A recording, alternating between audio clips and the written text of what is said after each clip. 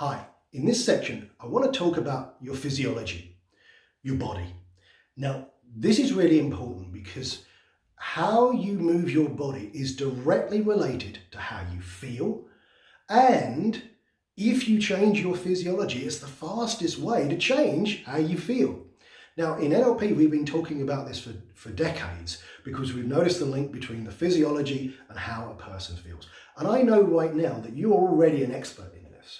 So, for example, if I said to you, okay, I bet you £1,000 or $1,000 that there's a person behind curtain A over there, and person A is depressed.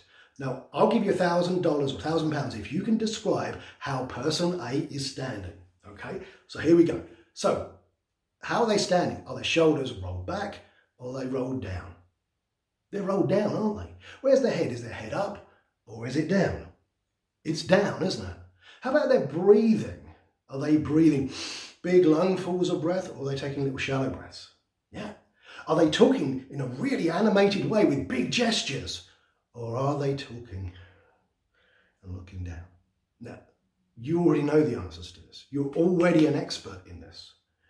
But the same thing applies to you in situations of confidence or anxiety or fear, because you're using your body in a specific way.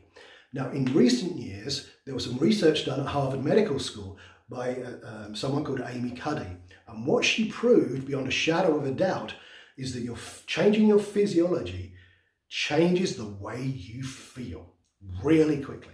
So here's what I want you to do. I want you to just stand up with me for a moment. I want you to stand up, okay, and I want you to put your feet about shoulder width apart. Roll your shoulders back. Then I want you to put your hands on your hips like you were Superman or Wonder Woman. And look up. And as you do this, what's going to happen is it's going to fire off some different neurology in your body.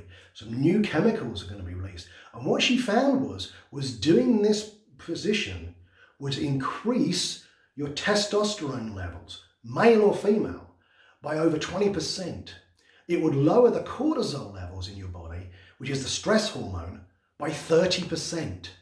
So just standing like this for a few minutes absolutely changes how you feel. Now again, you may be thinking, hang on a minute, I can't go down to a party or I can't go down the shop standing like this. No, you probably can't, but you can roll your shoulders back. You can stand with your head up and you can start looking out around you. People who've got social anxiety, they tend not to look outside of themselves. They're in their head, looking down, trying not to make eye contact with people. That's how you do social anxiety. It's not a random thing. But if you stand up, you roll your shoulders back, you look at people and you start smiling at people, you start acting as if you're confident, guess what? You start to feel confident. Now, it could be one of the things you can do.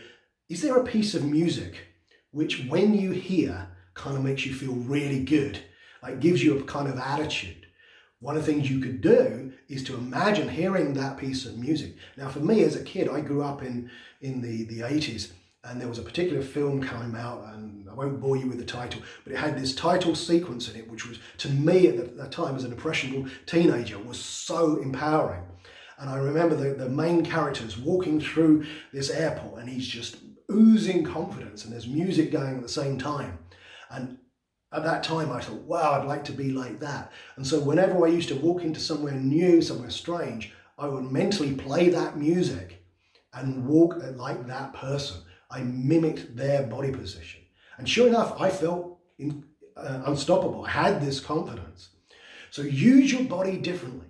There's another way you can do that. When you're walking around, if you're walking around the streets, or you're taking the dog for the walk, or just walking, don't walk with your head down.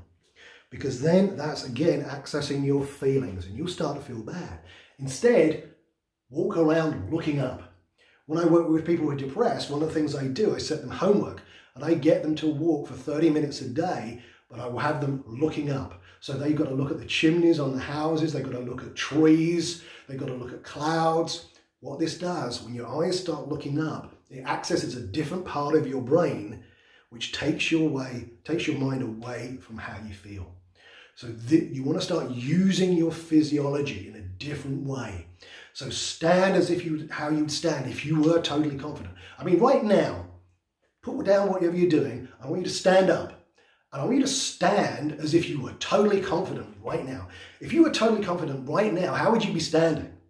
How big would your gestures be? Would you be making big, powerful gestures?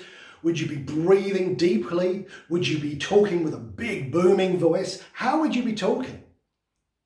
Imagine doing that. And notice, as you do this, you start to feel more confident because the body gives you this confidence. But if you stand there all timid and like this and head down, you're going to feel anxious. So you need to snap out of that and hold your body differently. Roll your shoulders back. Stand balanced on both legs. Really, really important. So use your physiology. If you change your physiology, you'll change the way you feel in a heartbeat. So practice with this. If you do this, you're going to find yourself feeling so much more confident just by changing your physiology. Act as if you were already confident, and you know what? You're going to feel it.